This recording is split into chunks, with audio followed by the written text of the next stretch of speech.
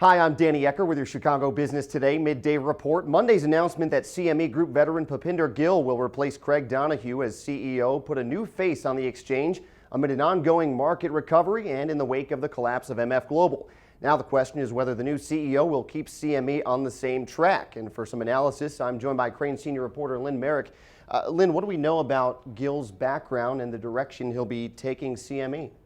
The important thing about Gill, and that's how people refer to him around the futures exchange, is that he's totally a known commodity. He's been at the exchange since 1988. He's worked on all aspects of the business, from sales to clearing to strategic type initiatives.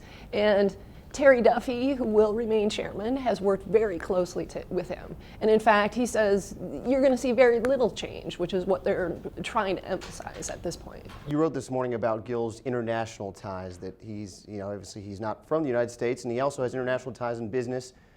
Is there any sense that the global growth will accelerate under him?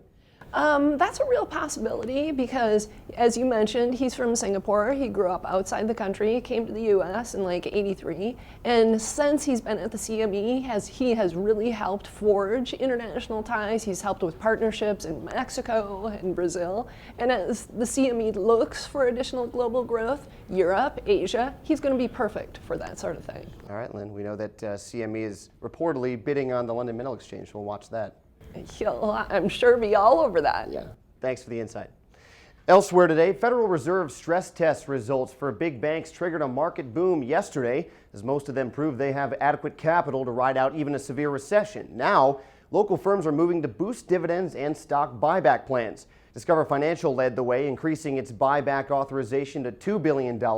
Wall Street analysts say Northern Trust, meanwhile, will get only a modest bump to its share repurchase effort. That's because it never cut its dividend during the worst of the financial crisis like many of its peers.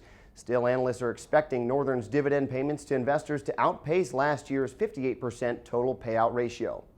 And one of the city's most expensive apartment buildings is changing hands. The Park Huron in River North has been bought by a Texas firm for $110 million. That's almost $500,000 a unit, which sources tell Crain would be among the highest per unit purchase price ever in the city. It's the latest sale in a white-hot market for downtown apartment buildings. 17 of them were sold last year for a record $1.4 billion, up from $343 million the year before, according to appraisal research counselors, as renting continues to be an attractive living option these days. The Park Huron sale is drawing a big return for local developers Tony Rossi and Thomas Moran, who built it in the depths of the recession for around $80 million.